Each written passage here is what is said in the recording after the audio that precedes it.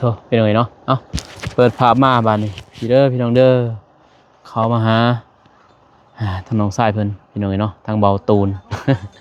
เอ้ยก็มาเยี่ยมยามแล้วก็สิพูดแหละพากันไปบ้านทงว้ายพี่น้องเนาะมีข่าวดีอีกหน่อยนึงทางทางน้องชายเพิ่นพี่เนาะเราลงคลิปบ้านนี้แหละพี่เนาะก่อนเมื่อกราบทักทายสบายดีสวัสดีเด้อพ่อแม่พี่น้องเมื่อสุขสุขคนพี่เนาะอยากมั่วเนี่ยภาพก็ได้ภาพยังมั่วเนี่ยเนาะบริเสร็จพอดีมาพี่เนาะหาเบาตูนไปนำกันนี่แหละไปซ้ายไปเอาของไปเข้าไปหาน้องคนก่อนเห็นยังเด็กผู้บ่าวผู้แพ้โดนเนี่ยไปเจอกัน2 มื้อหรือเปล่ามานุ่งก็ได้สบายดีไหมเด้อเฮ็ดยังอ่ะฮะเขียนพาย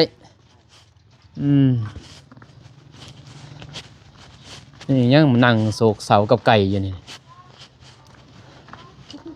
บ่โอ้ได้ไก่ไหมบ่ไก่เก่าสบายดีเด้อสบายดีเด้อไปเรื่อยนี่แหละพาไป อยากไปงานไปไหนเห็นเอ็ดทรงผมรอสุผมเก่าเลยเป็นยอมซีเป็นยังไงเนาะเขาหาดเขาโฮงไก่บ่ทันไปเอาบ่ไก่ยังสูงในพญาตปานำไม่เท่าเพิ่นก่อนเดี๋ยวบางทีก็แมลงได้เราบ่ได้อยู่เลยบ่ได้อยู่อ่ะบ่มีใครอยู่เลยมื้ออื่นสั่นบางทีอ้ายสิได้นอนเอาน้ำอ้ายเลยฮะจักสิได้นอนอยู่บ่ เอากันบ่คันอ้ายเข้าหั่นอ้ายก็โทรถามว่าสิให้ตัวใดจักคือกันแหน่เราจักตัวใดแล้วจับแล้วมื้อนั้นชื่ออยู่ว่าตัวสีแดงแล้วจับแล้วมื้อนั้นแม่นบ่แม่นตัวสีแดงเหรอครับแต่ว่ามันรุดอีกแล้วอ่ะเพราะเราบ่ได้มัดเนี่ยนี่ก็เลยว่าไปเอามือใหม่ก็ได้พอเท่าแล้วมือเวียงเลย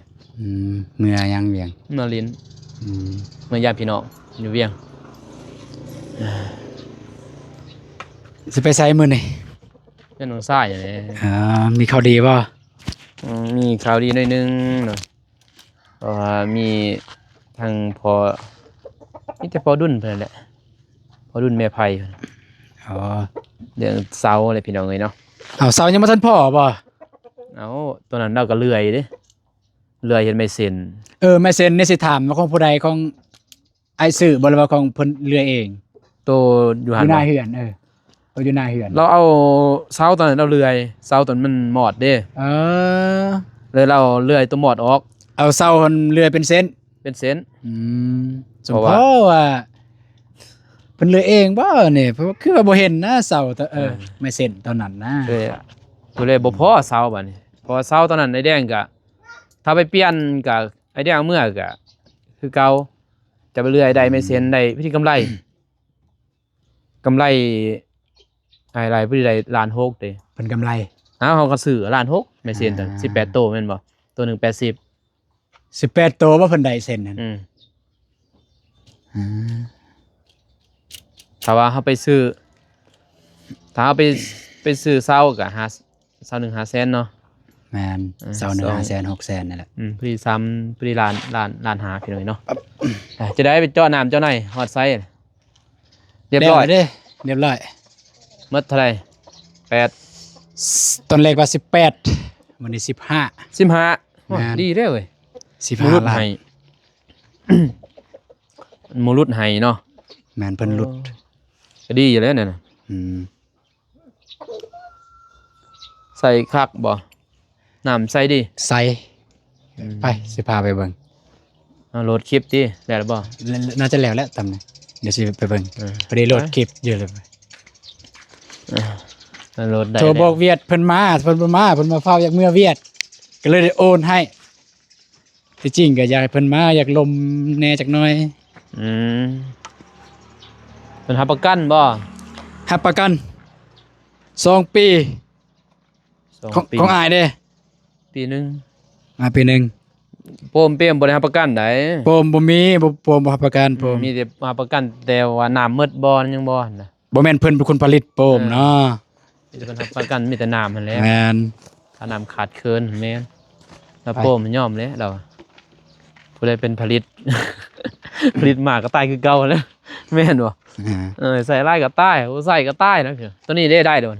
ตัวนี้ได้แล้วของอ้าย เออ ตัวนี้9 ล้านรุ่นของอ้าย เออ แต่ว่าเพิ่นใช้เวลาเจาะเนี่ยโอ้หลายมื้อเติบ ตัวนี้วะ แล้วก็คุณยังคุณอยู่ ย่างคุณนั่นแหละ ยังคุณอยู่นี่ อ้ายยังคุณได้อ้าย ของน้องเนี่ยใส่เลย ใส่แล้วมันเป่าเด้ แม่น ระบบลมไปเบิ่ง ใส่แบบระบบกินได้เลย พี่น้องเอ้ยเนาะอ้าวไอ้แดงยังทันมาโอ้ อีก2 มื้อเพิ่นว่าสิมา สิได้คืออันนี้อีก2มื้อ เพราะว่าสร้างตุ้ยขอว่าอยากเก็บกาแฟเพราะว่ากาแฟเนี่ยบ่มีไผเก็บแล้วมันแห้งกาแฟกลาง เนาะ กาแฟ สาก ลาง เสียเวลาได้อบัด แม่น ยังมันเผาแห้งสะพี่น้อยกันมันยากแล้วตินี่ตีเล็กนี่ติตัวนี้บ่เจาะทางหน้าเลย แล้วก็ FC ว่าเป็นหยังคือเจาะกายเศร้ากายไฟ คือแบบอยู่นี่บ่เป็นหยังคันเฮาเจาะพุ่นแม่นเพราะว่ามันมีเขตแดนประมาณนี้แถวนี้แหละเป็นเขตแดนดินรัฐกับดินประชาชนนะคันไปพุ่นเส้นทางก็เป็นดินทาง แต่นี่ไปพุ่นก็เป็นดินประชาชนก็คือดินเฮานี่บ่เป็นหยัง สายไฟนี่ก็มันบ่แม่นเส้นทางใหญ่นะพี่ แม่นบ่แม่นเส้นทางใหญ่อะนะก็เพิ่นเฮ็ดจังซี่ก็ เพราะว่าอันนั้นเด้ แต่ตัวนี้พี่นะว่าเส้นทางปูย่างนี่มันเป็นนั่นได้เป็นบ้านจัดสรรพี่กันบอกเขาก็บ่มีดอก แม่น ปูย่างมันเป็นหยัง เดี๋ยวสิ โปมให้เบิ่งยังสิใส่ท่อนั้นอีกท่อ PC เพราะว่าท่อนี่มันหัก ฮักอันนี้ หักท่อ PC มาจังซี่ อัน นี้มันง่ายกับการตอน มาขึ้น มั่างตอนจะใส่ โปมใหม่ง่าย ง่าย อันนี้ มันบ่ขด แต่มันยากตอนนี่แหละบอลนี่ ถ้ามันได้ แหละ ฮักอีกแล้วก็ มันฮัก ยากอีกได้นี่เห็นบ่แม่นบ่ตูน แม่น กันได้ฮักก็ยากอีกได้ฮักอยู่ใน กันหักอยู่ลุ่มพุ่นแนก ก็มันฮักโคตร แต่ก็สิหักยากเลยอยู่ลุ่มมัน จักแมตรน่ะ 30ปลายเม็ด 30 แม่น30กว่าเม็ด ซ้ำกันก็ได้แล้วเนี่ย เบิ่งความแห้งและสำคัญบ่กับอ้าย บ่ทอนี่แล้วโอ้ ใส่เลยเด้อหั่น เออ ใส่ มันบ่ทอดอกมันก็สมราคาเลยน้ำกินได้เป็นหยังทอใหญ่เด้โป้มใหญ่บ่ ผมใหญ่ โป้มใหญ่เลย ผมใหญ่ท่อกับท่อใหญ่เนี่ยท่อนี้เลยฮอดพุ่น ฮอดเลยเหรอ พื้นฮอดเลย พอร้อยไหน ฮอดพุ่นเลย ใส่เลยนี่แม่นบ่ ใส่ประมาณ กินได้เลย 90ปลายเปอร์เซ็นต์ สำนันรีได้ บ่ถึงว่า100ดอกเพราะว่ายังใหม่ๆเด้ ยังใหม่เด้ บ่ถึงว่า100 ประมาณจะป้มจักมื้อบ่ได้ป้มไว้บ่นี่ เมื่อวานนี้เราโปมไว้นี่ เบิดมื้อบ่ ก็นับตั้งแต่เพิ่นเจาะแล้วโปมไว้เลยฮอดแรงเพิ่นได้แม่มาปลด แต่ป้มประมาณมื้อหนึงพี่น้องป้มไว้ โปมไว้มื้อหนึงนี่ เบิดมื้อนะแต่เช้าถึงจนค่ำแต่เฮาก็เฮาใช้งานดุๆก็บ่เป็นหยังนะได้แล้วพอตัวหน้าไปก็เบาตูนก็เฮ็ดหานบางบ่ได้เฮ็ดเบิ่งนี่เฮ็ดเบิ่งพุ่นเอ้า เฮ็ดเบิ่งพุ่น มีแต่เบิ่งนี่เฮ็ดแบบอิหยังเกินว่า เดิน เดิน นี่เดิน โต๊ะเฮ็ดตัง อันนี้ก็กำแพงถ้ามีเงินกำแพงให้เพิ่นแล้วนี่ไปพุ่นไปพุ่นกำแพงฮอดหน้าห้านสมมุติว่ามีห้านดอก ห้านก็ประมาณมองเศร้ากันแหละไปมานี่ ทำนั่นแหละเฮ็ดน้อยหนึงเอานะหานจ้ะเฮ็ดใหญ่หลายก็บ่เต็มดอกแม่นบ่ แม่นบ่มีเงินซื้อ น้อยๆได้พี่น้องงบก็ได้แล้วคักในแฮงกว่าอ้ายทอน้อยเด้ทอนั่นติ ขายทอเช้านี่ทอเท่าไหร่นี่25บ่ฮู้ว่าเท่าใดทอนี่ ทอ200ทอเยอะเลย บ่ฮู้ว่าทอเท่าใดนี่ 200มิล200มิล200เมตรเนาะเมตรตัวนี้เนาะ แต่ว่าคันสิขอทอ PC ประมาณทอ25นี่ 25 ทอ25 แต่ตัวนี้ได้ใหญ่เนาะ ใหญ่ ได้เลย30กินเลยนะ อืม กับน้องบ้องฉันได้อยาก คิดบ่หมดพี่น้องเอ้ยนี่แต่ตัวนี้แหละที่สิว่าจะได้ไอ้แดงก็ได้แล้วเด้แต่ว่ายังทันสรุปห้องเพื่อนครัวน้องเดิม ยังบ่ทันสรุปบ่ ยังพอทานสิถามบ่าวพลอีกบ่าวพลจักเท่าไหร่น่ะ ของอ้ายมีหยังแหน่ของอ้าย อายบ่ ดินทรายแห่ทราย ทราย ปูน ปูนเล็ก เหล็ก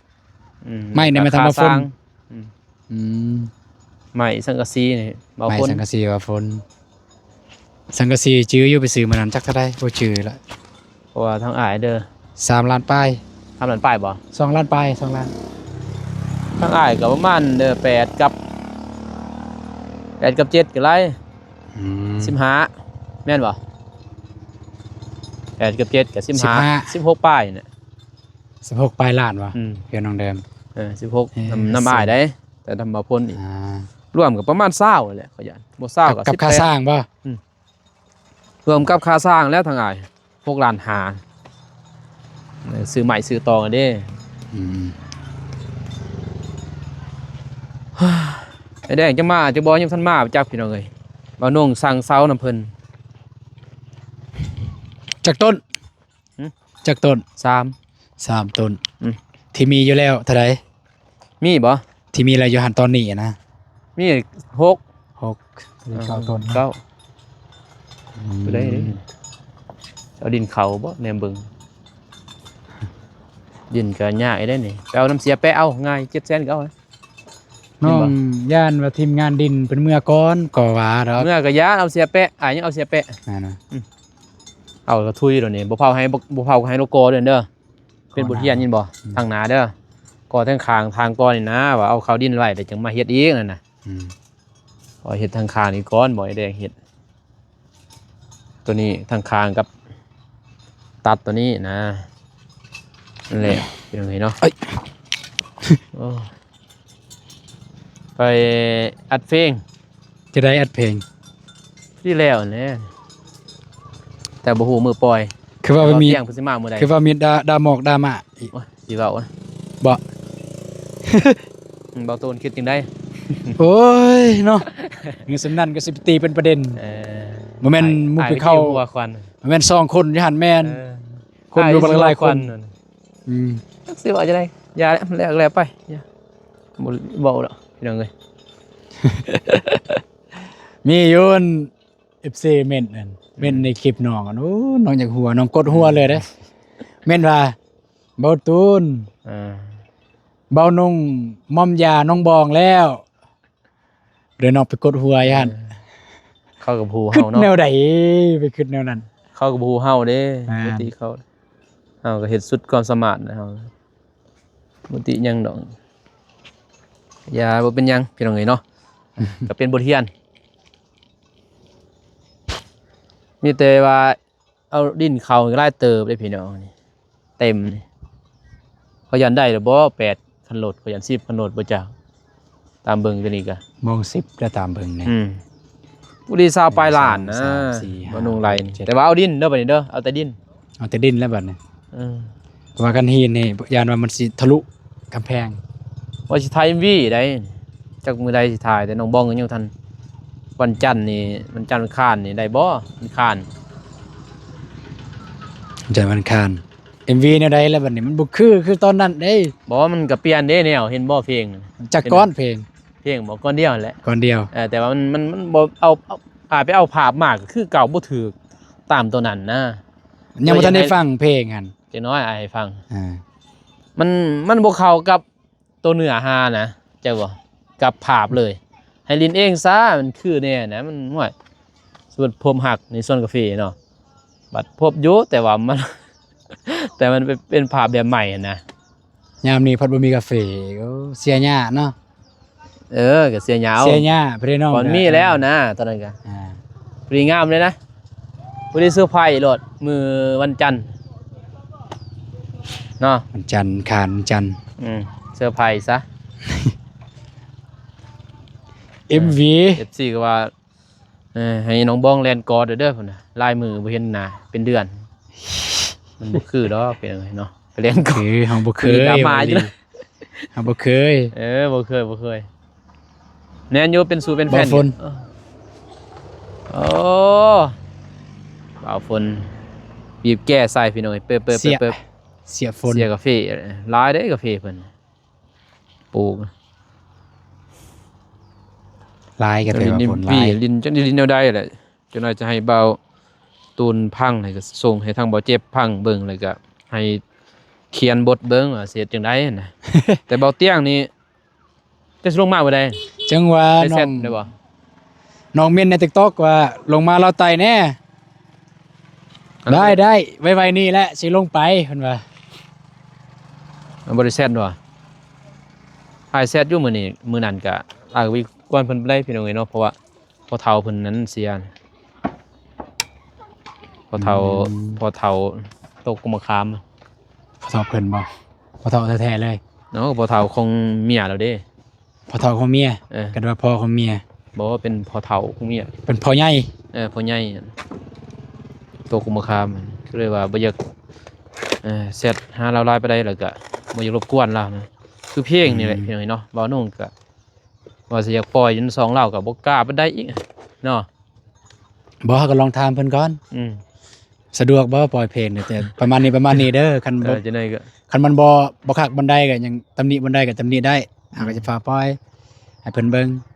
สมมุติเฮาตัดต่อแล้วนะให้เพิ่นเบิ่งแต่เพิ่นว่าโอเคให้เพิ่นปล่อยเลยทั้งสองเพิ่น แล้วก็ทำ FC นำ แม่น จังได๋ว่าเฮาปล่อยอยู่ต้นน้องจังได๋ลงใส่น้องอำพรอีกว่า นั่นใด เอาว่าไปหา FC ได้ล่ะ ลงอยู่นอกเพิ่นบ่ได้เด้เนาะ ก็ถ้า FC นำว่าสิลงซองได้แม่นบ่ซองอย่างนี่แหละ ที่จริงเขาก็อยากลงทรงใหญ่ๆนั่นแหละให้มีคนเบิ่งหลายๆสิ สนับสนุนน้องเพิ่นนั่นดอก แม่นถ้ามีรายได้ก็พอได้มี เออ เงินรางวัลให้น้องอภร เออไปซองเฮานี่จักสิได้ซำใดนั่นแหละ ซองเฮาเนี่ยบ่ฮอดหมื่น แต่ก็ต้องแสบตามเอาเตียงก่อนพี่น้องถ้าเพิ่นว่าสะดวกปล่อยเลยเนาะพอแต่ว่าที่แท้นี่คันเรามาลงมานี่อยากให้เราหันถ่ายนะพออัดไว้เลยเพลงอยากให้เราหันถ่าย MV หยังแบบนั้นแบบนี้นะเราเนาะถนัดนะน้องเมฆอะแต่เฮานี่ก็จักสิแนวใด ได้อ ก็ ยู่ เบิ่งก่อน ถ่ายทีละน้อยเอาเทื่อน้อยเอาเลย บ่เจ็บและมักถ่าย MV นี่ น้องก็ถ้ามาถ่ายได้มันก็ได้กัน มื้อนั้นไปถ่ายว่าเจ็บ มาถ่ายเอง ถ่ายเองบ่ ถ่ายเอง กับเบาผู้วงเนาะ แม่น จับใส่กัน เฮาคันกล้องเฮาบ่ได้เฮาก็มีอยู่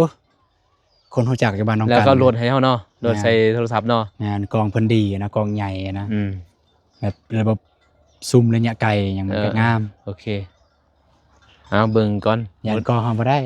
บ่ได้อันนี้ได้อยู่แต่ว่ามัน มันมั่ว มันมั่วดิ มันมั่ว เวลาซูมปุ๊บมันมั่วเลย แล้วซูมมันอยากมั่วๆแน่นิดนึงอะนะพี่น้องเอ้ยเนาะแม่นอยู่ S24 แนวตาแต่ว่า คือวันนี้นะถ่าย MV หั่นก็ค่อนกลมโอ้ยลม ผาดใส่เลยอ้ายก็ตัดทิมซะตอนนั้นได้แต่อยู่ส่วนกาแฟหั่นหน่อยหนึง ไปถ่ายกันบ่สวนกาแฟ ถ่าย ส่วนใด ส่วนไกลๆเพื่อนน้ อ อง ยู่บ้านบ่ น้องอันนี้น้องกระเดย เออ ไปกับน้องบ้องนั่นแหละแต่น้องบ้องเราเจ็บหัวเราก็ให้เราเมื่อก่อนไอ้บอยถ่ายคลิปถ่ายบ่ได้เจ็บหัวเพิ่นบ่ได้นอนเด้งานดองเลื่อนเลยเนาะบ้านห้าง งานดองหลายบ้านนาง เลื่อนติดเลยพี่น้องเอ้ยงานดองไป ไปเลยบ่ เดี๋ยวลงไปพุ่นพี่ก่อนพี่น้องเอ้ยเนาะมีแต่จังได๋ก็รอเบิ่งรอส้มพี่เนาะนี่แหละเฮือนบาตูนนี่แหละ างไอ้แดงก็ว่าท่านมาพี่น้องเอ้ยเนาะ มื้ออื่นมื้อฮื้อคันตามไอ้ตุ้ยเพิ่นเว้าแม่นมื้อฮื้อ ให้เผานี่แล้วนี่มันเล็กอันติมันเมียง เล็กทรายนี่แหละพวกนี้ยันมันสิเสียแล้วล่ะ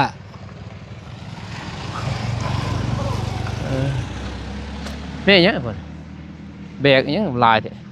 บ้านนี่ก็มีแต่งานมีกันบ้านนี่ ฮะ บ้านนี่ก็มีแต่งานดองงานดอง งานดอง แม่น เจ้าเลยมือได้อีกเจ้าเลยยังด น้ อ อง งบ่ หมู่มีงานดองเจ้ามือได้อีกสิมี น้องบ่มีเงินบ่มีคำ สิ ขาดอง มีเงินดองนํเขา ขาดองพี่น้องเลยก็ยันน้องบองของขาดองนี่เบาตูนนั่งไห้อยู่จัง คัน เล็ก แพง เลย นะบ่เอาเลยคันแพง หืม คันแพง เฮาถ้าเฮาใจมากก็สู้เว้ย มักเพราะว่าบ่มีเด้ มีบ่มีก็ติดหนี้อะ สมมุติหมู่บ่ให้ติดหนี้ บ่ติดหนี้ก็จะเป็นแล้ว นั่นแหละ ติดหนี้ติด ยัน สิ ว่ามันว่าจังไดก็ต้องออกมื้อนี้เลย10ล้านก็ออกมื้อนี้เลย สมมุตินะเฮาบ่มีก็ว่า ปานนั้นติความมักความหักพี่น้องเอ้ยเนาะก็เว้าบ่ได้เนาะบ่แม่นว่าเอ่อน้องบองกับบ่ตูนพี่เนาะผู้ความคิดความเห็นก็คือพ่อแม่เพิ่นเด้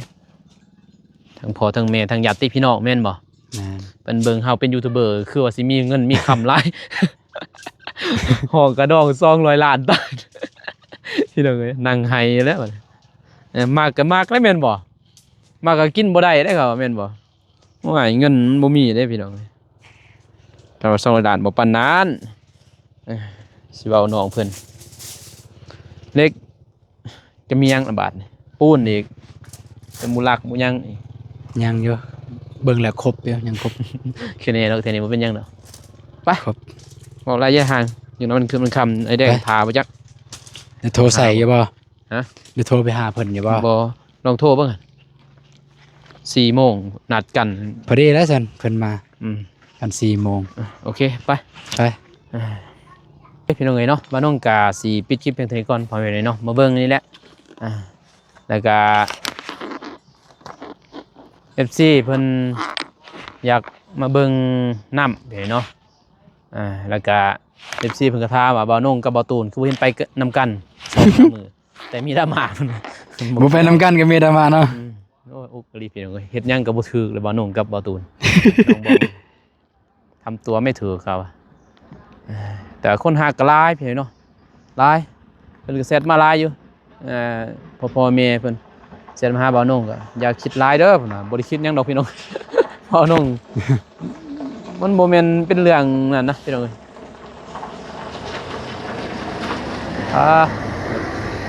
ใหญ่อ่อนกลุ่มเลยแหละนาตูนเนาะ ด้วย